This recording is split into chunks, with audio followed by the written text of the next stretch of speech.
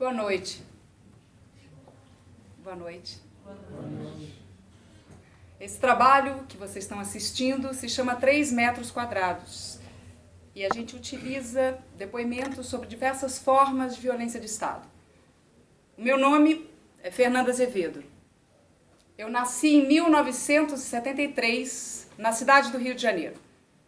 Há 10 anos que eu moro aqui em São Paulo. Eu trabalho, quando possível, como atriz. Eu tenho uma sobrinha e um sobrinho pequenos. Eles ainda não sabem o que significa a palavra ditadura.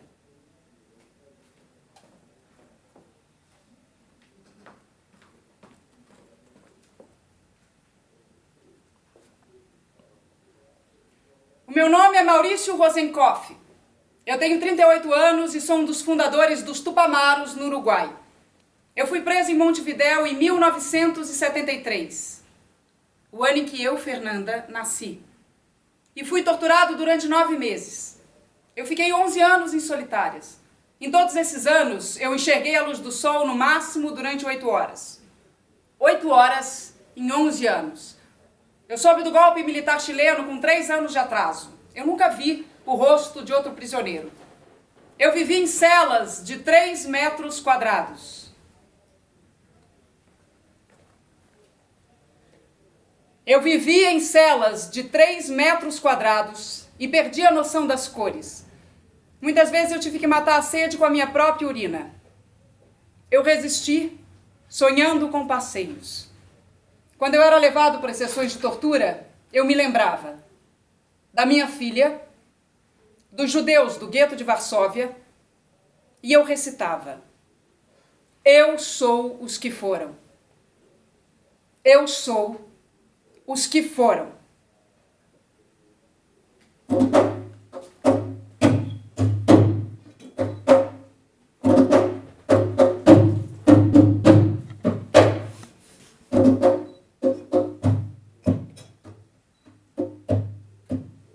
O meu nome é Alípio Freire e este é o meu depoimento.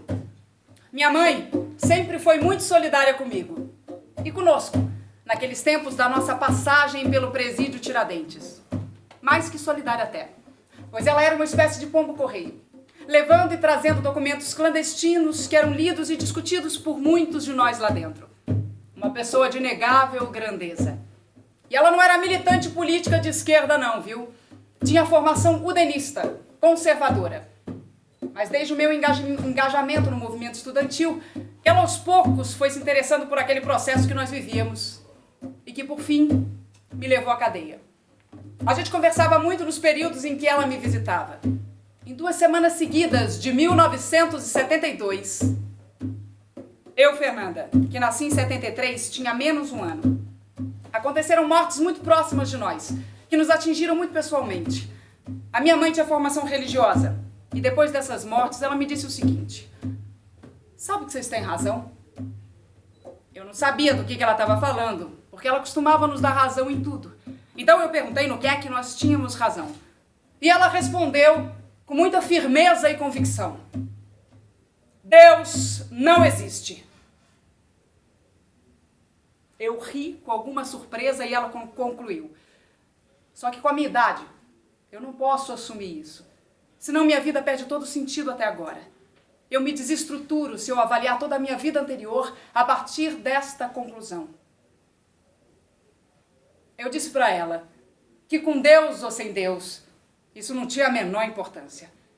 Que ela continuasse a fazer o que estava fazendo, da maneira como vinha fazendo, que estava tudo ótimo. Libertar!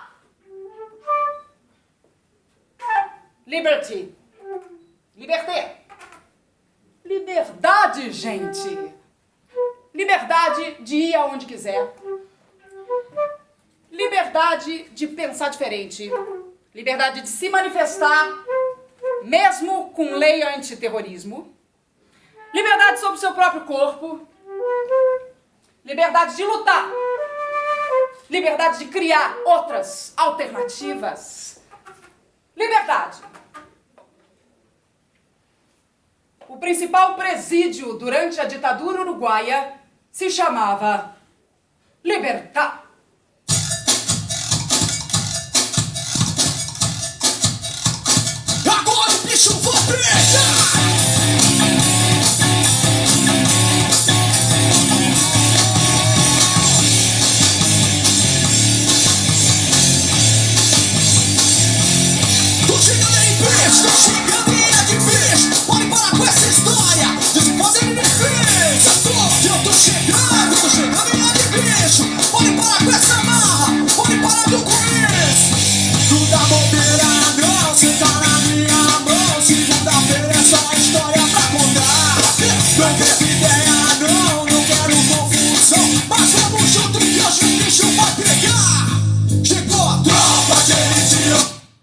Meu nome é Edinalva Santos e eu nem sei por onde começar, mas eu vou tentar explicar o inexplicável. A minha vida sem meu filho é o mais sem sentido dos sentimentos. O vazio é um verdadeiro poço sem fim. Meu filho era um rapaz saudável, de pouca conversa, mas muitos amigos. Até que apareceram os ninjas, policiais sem escrúpulos, escondidos atrás de tocas para tirarem a vida do meu filho. Esses marginais de farda mataram meu filho no Dia das Mães, em 2006. Hoje essa celebração não existe mais para mim. Por causa da luta das Mães de Maio, ao longo desses anos, eu já cheguei a parar até na cadeia, acusada de tráfico de drogas, enquadrada por policiais que forjaram a acusação, pois querem que eu pare de falar que foram eles que mataram meu filho. Foram eles que mataram o meu filho. Escola! Paz!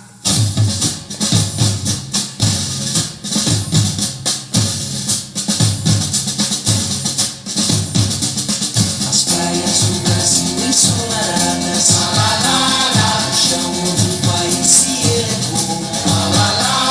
A mão de Deus abençoou. Mulher que nasce aqui, tem muito mais amor.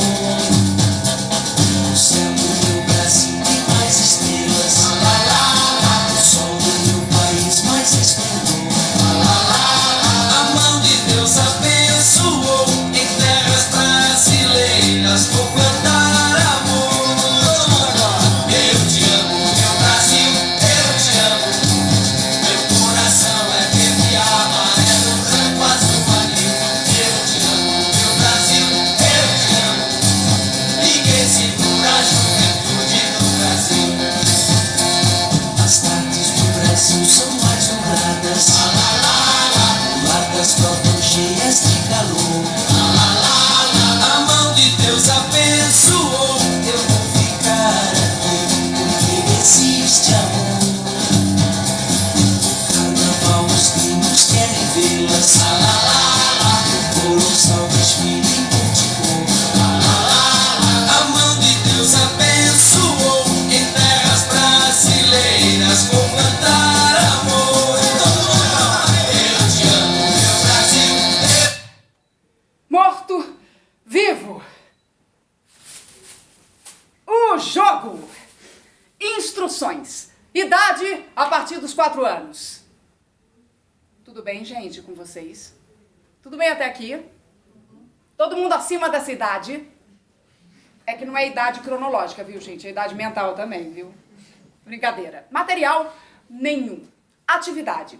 O condutor, que sou eu, irá dispor as crianças, que são vocês, enfileiradas na horizontal. Assim, do jeito que vocês estão, tá ótimo.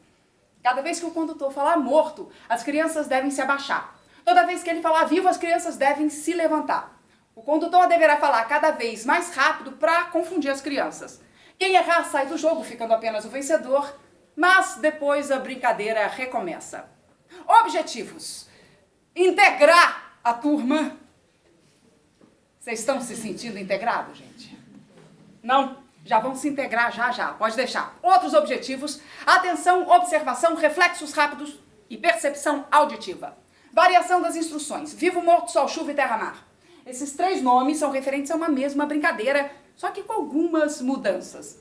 Ela é muito utilizada por palhaços em aniversário de criança. Super simples, viu, gente? Não é nada complicada, serve para todas as idades, acima dos 4 anos. Só precisando de um chefe, que sou eu, que irá conduzir essa brincadeira. Desenvolvimento, que é para ver se vocês guardaram bem as regrinhas. O chefe deverá falar vivo ou morto. Toda vez que o chefe falar vivo ou sol, que é uma variação, as crianças devem permanecer de pé. Toda vez que ele falar morto ou chuva, elas devem se abaixar, ficando acocoradas. À medida que o tempo for passando, o chefe vai mudando a velocidade com que dá as ordens para confundir as crianças. Como, por exemplo, agora eu conto com a colaboração de vocês. Aquele momento super bacana, viu, gente, de teatro participativo, né? Que eu sei que o povo que vem em mostra de cinema árabe adora, né não? Mas não se preocupem, tô sentindo uma excitação louca ali atrás, ó. Vontade de participar. Mas vocês não vão, gente, se levantar das cadeiras, ok? Nem muito menos se abaixar e ficar acocorado, tá? Vocês vão só esticar um pouquinho a coluna e abaixar um pouquinho a coluna. Ali, o povo aqui já treinou um pouquinho, né? Muito bem, ótimo. Para os mais tímidos, gente, vai só no pescocinho, tá? Quem não quiser brincar, vai ter que vigiar o coleguinha para delatar, tá bom? Então é isso, ou participa ou delata, ok? Todo mundo no neutro? Neutro. Gente, eu sei que tá difícil fazer neutro nos dias que correm, mas vamos tentar um neutro melhor? Geraldo, você também. Neutrinho, isso tá ótimo. Ok, preparados? Preparadas? Morto! Vivo! Vivo! Ah, quase. Morto! Fernando, por favor, fotografa aqui. Todo mundo morto, não manda ninguém viver, gente, que isso? Fotografa aquele senhor ali de azul. Tem cara de subversivo e não tá fazendo direito. Tá ok. Vivo! Vivo! Morto! Morto! Mortinho! Vivo! Vivo! Vivo! Gente, vocês são ótimos! Mas nota 6 em expressão corporal, de 0 a 20. Então eu vou dificultar um pouco a vida de vocês, ok? O chefe agora poderá fazer os movimentos de se abaixar e levantar, porém com os comandos invertidos. Vocês entenderam? Quem é o chefe aqui? Ah, muito bem, já é um bom começo, né não? Então eu que sou o chefe faço os movimentos invertidos. Vocês que não são chefe de nada, façam de acordo com as minhas ordens, ok? Quem não entendeu tem 3 segundos para perguntar pro colega do lado. 1, 2, 3, já foi. Todo mundo no neutro. Morto! Rapaz, tu é chefe de alguma coisa? Quem é chefe aqui sou eu, então vai, morre. Isso, muito bem, ok. Vivo! Vivo! Morto! Vivo! Vivo! Vivo! Morto! Mortinho! Mortão! Vivo! Morto! Vivo! Morto! Vivo! Morto! Vivo! Tá ótimo, gente. Obrigada. Variante terra-mar. No caso de terra-mar, a brincadeira funciona da mesma forma, só que uma linha é traçada no chão. Faz-se isso com giz, com uma corda ou com uma cadeira. Então, um lado é considerado a terra e o outro lado é considerado o mar. As crianças começam na terra. Daí o condutor vai falando terra, mar, e elas ficam pulando de um lado para o outro. Vale lembrar que o grito também pode ser repetido, como, por exemplo, terra, mar, mar, terra, terra.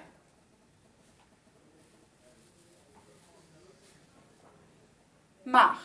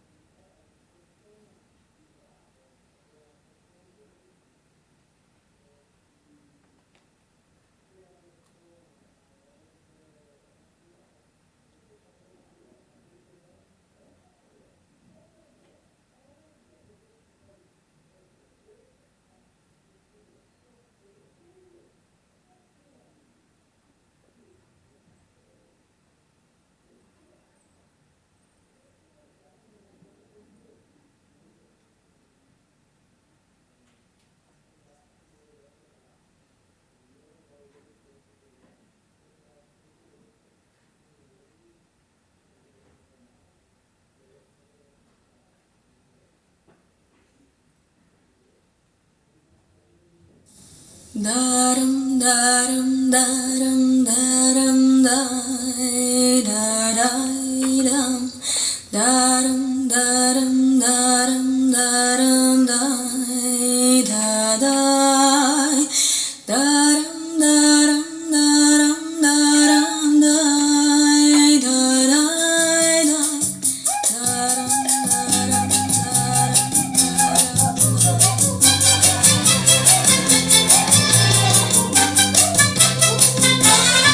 eu encontrei um dia um cavaleiro andante, um senhor elegante desta cidade grande.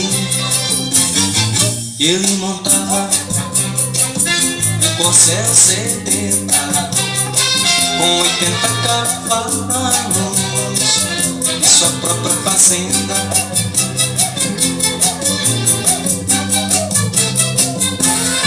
Ele trazia um brasão no peito e um lema tradição, família e seus direitos. Ele falava em vários idiomas, tinha amor à pátria e mais outros sintomas. Essa é uma cena lenta, gradual e segura. Eu vou ler para vocês a transcrição de uma conversa entre o general ditador Ernesto Geisel e o tenente-coronel Germano Arnold Pedroso. Pegaram alguns? Perguntou Geisel. Pegamos, foram pegos 4 argentinos e 3 chilenos, respondeu Pedroso. Geisel. E não liquidaram, não? Pedroso. Ah, já há muito tempo. É o problema, não é? Tem elemento que não adianta deixar por aí vivo, aprontando. Infelizmente, é o tipo da guerra suja em que se não se lutar com as mesmas armas deles se perde. Eles não têm o mínimo escrúpulo. Geisel. O que tem que fazer é que nessa hora tem que agir com muita inteligência para não deixar vestígio nessa coisa. Com o general Dali Coutinho, é essa conversa, eis a transcrição. Geisel, eu não abro mão do ato número 5. O ato número 5 é um cajado. Eu sou besta de abrir mão desse negócio. Eu sei lá o que vem com essa história de abertura e descompressão. Olha, eu sou um sujeito profundamente democrático. Toda a vida fui. Sempre fui um homem muito simples, despido de coisas. E cansei de ir com a minha mulher fazer compra na feira. Como assim? Não, gente, comprar na feira é demais, né, não? O sujeito manda matar de segunda a sexta, mas no sábado vai fazer feira. Que criatura mais humana, né, Geisel? Vamos segurar a sacolinha agora, meu filho. Isso mesmo. Agora, eu não sou nenhum burro de amanhã fazer uma vasta abertura, fingir aí uma democracia e depois ter que recuar 2, 3, 4 passos. Eu não vou recuar. Eu vou caminhar sempre pra frente. Devagar, pra não ter que recuar, não é? Seria uma beleza eu chegar, 2 pontos. Não há mais censura, e agora o troço é à vontade, a Câmara vota como quer e não sei o quê. E no dia seguinte, tá o estudante fazendo bagunça na rua, tá o padre fazendo comício. Sei lá o... Gente, se vocês me permitem, eu vou pular para a última parte dessa conversa, ok? Geisel, o Brasil hoje em dia é considerado um oásis. Dali Coutinho. Ah, o negócio melhorou muito. Agora, melhorou? Cá entre nós. Foi quando nós começamos a matar. Começamos a matar. Geisel, porque antigamente você prendia o sujeito e o sujeito ia lá pra fora. Ó, Coutinho, esse troço de matar é uma barbaridade. Mas eu acho que tem que ser.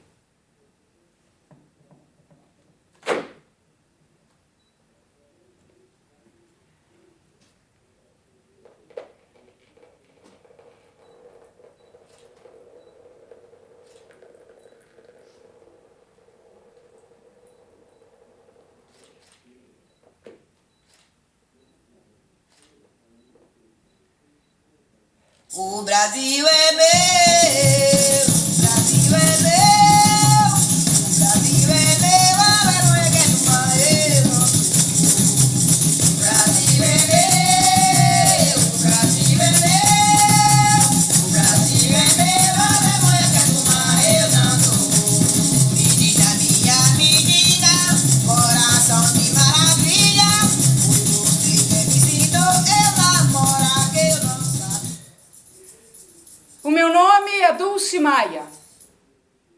E lá estava eu, uma mulher franzina no meio daqueles homens alucinados que quase babavam.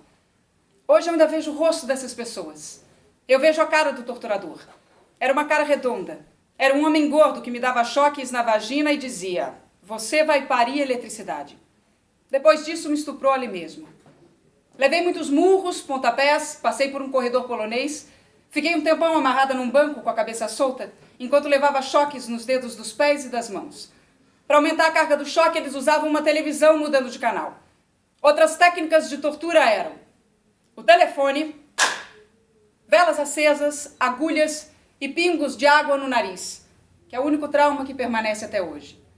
Toda vez que eu era pendurada, eu ficava nua, amarrada pelos pés de cabeça para baixo, enquanto levava choques na minha vagina, boca, língua, olhos, narinas. Tinha também um bastão com 2 pontinhos que eles põem muito nos seios e jogavam água em cima para o choque ficar mais forte, além de muita porrada. O estupro foi logo nos primeiros dias, o que foi terrível para mim. Eu tive que lutar muito para continuar resistindo. Felizmente, eu consegui. Só que eu não esqueço a imagem do homem.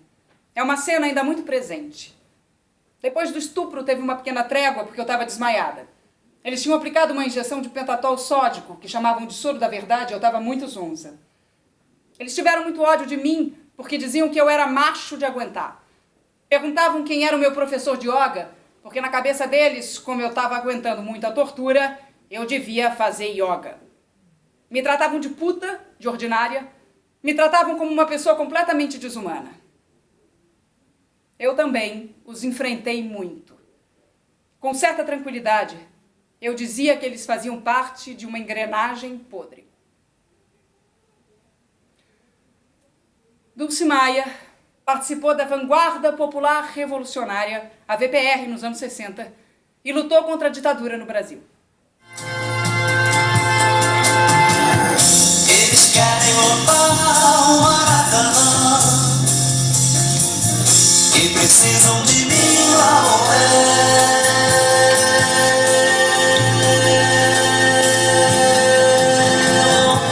Eles querem lotar o Maracanã e precisam de mim lá 5, 4, 3, 2, 1, México. Minuto zero de uma sensacional transmissão da Copa do Mundo pela rede de emissoras associadas, Rede Globo de televisão e rede de emissoras independentes. Minuto zero.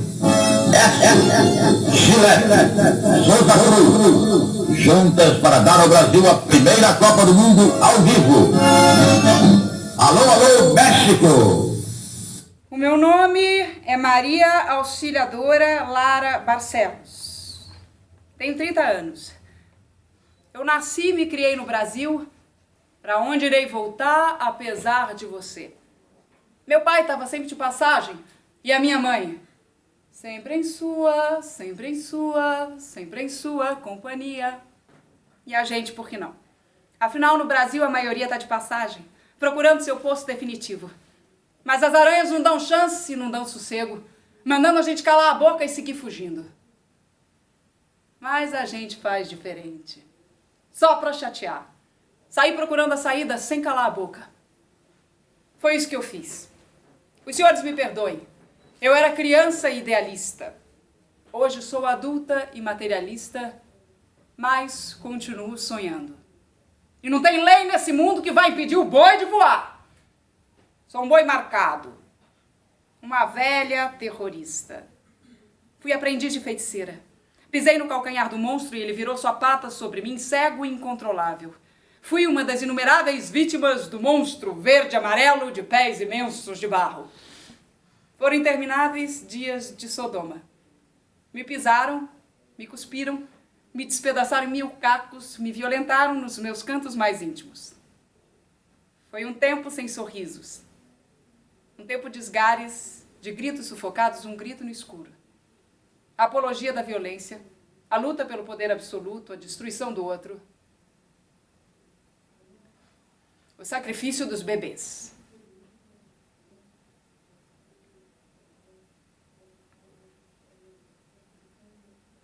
Eu tinha comido um besouro.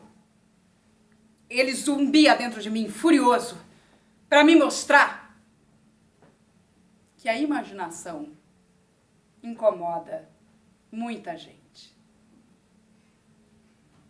E aqui estamos, senhores.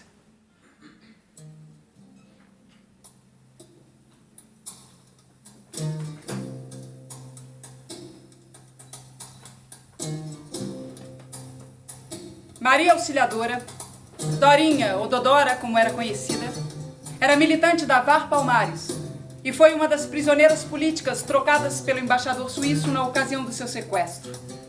Ela foi banida do Brasil e se suicidou na Alemanha em 1976. Eu, Fernanda, tinha 3 anos.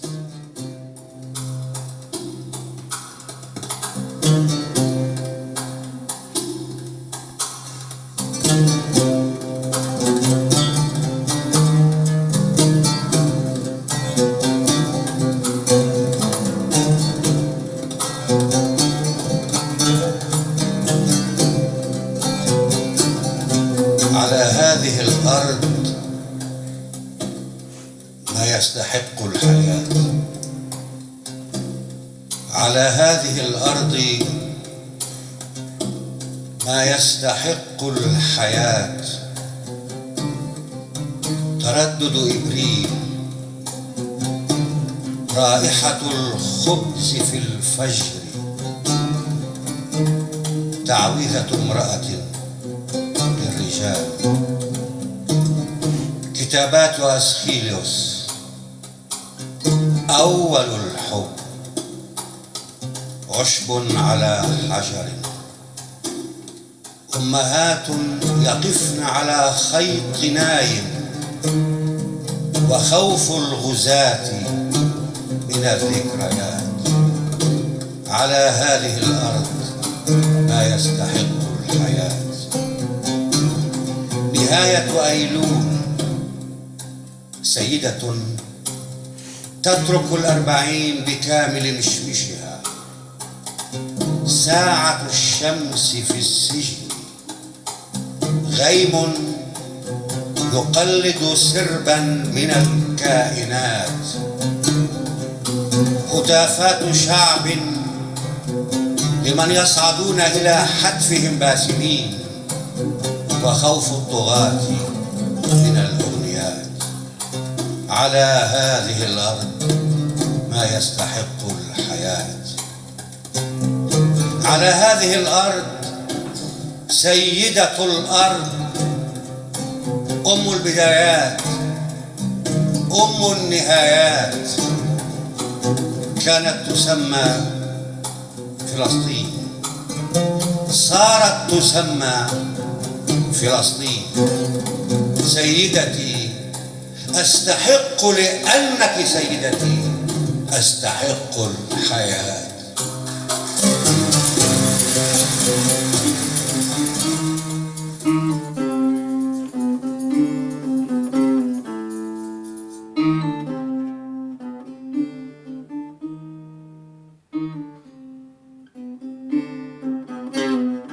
Nesta terra, há coisas que merecem viver.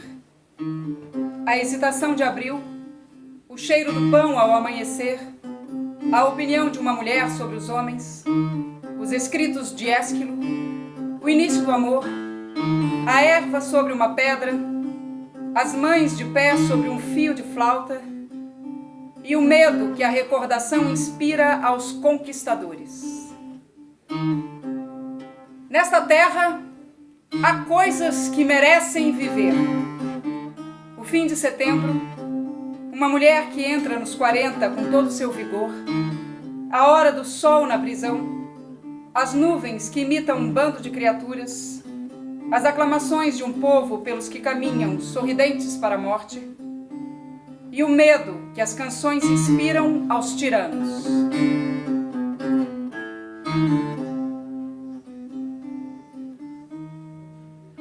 Nesta terra, há coisas que merecem viver. Nesta terra está a dona da terra, mãe dos prelúdios e dos epílogos. Chamavam-lhe Palestina. continua a chamar-se Palestina.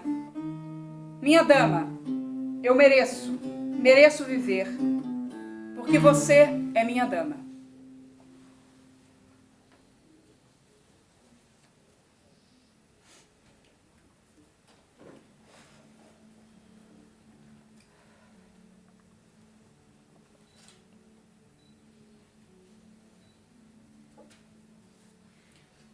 Cena 13, teatro.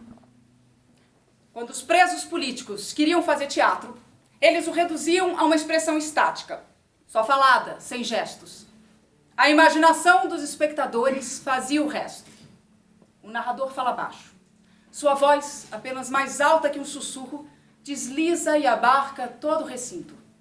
Baixa, para evitar que os guardas o escutem. Assim, um homem, encostado na parede, vai falando, descrevendo. Os outros, os homens sentados no chão, têm os olhos fechados, imaginam um cenário, uma situação. A voz que fala agora muda. Começa com eu. Fica mais grave, é outro. Alguns dos sentados, os que imaginam, contraem os rostos com emoção. Quando se abre a porta no fundo do corredor e aparece o guarda da prisão, imediatamente a situação é outra. Os homens falam banalidades. O carcereiro não poderá saber nunca que aí, onde quase tudo é proibido, debaixo do seu nariz, os prisioneiros estavam fazendo uma obra de teatro. O guarda sai. O narrador volta a falar e então termina a sua fala. Há uma pausa e ele diz, já com outra voz: cortina. As mãos dos homens sentados se elevam e começa um aplauso silencioso. Aplauso sem juntar as mãos. Apenas abrindo e fechando os dedos das mãos. Altas. Separadas.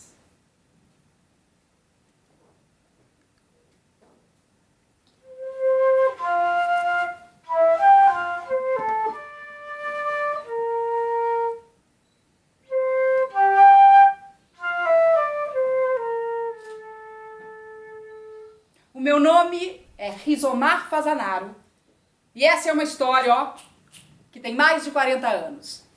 Quando a gente ia para as manifestações e passeatas, as lideranças políticas recomendavam levar um lenço molhado, amoníaco ou vinagre e bolinhas de gude. O lenço e o vinagre era para nos proteger do gás lacrimogêneo e das bombas de efeito moral. As bolinhas de gude para impedir que os cavalos nos perseguissem. Mas, além disso, eu levava numa bolsa que eu mesma tinha feito um par de meias e um livro. Meu pai, que sempre ia comigo até o portão, um dia me perguntou por que eu levava aquelas meias. Então eu respondi: é que se eu for presa, papai, as meias são para aquecer os meus pés e o livro é para aquecer a minha alma. Então ele riu e disse: ô minha filha, você não tem jeito.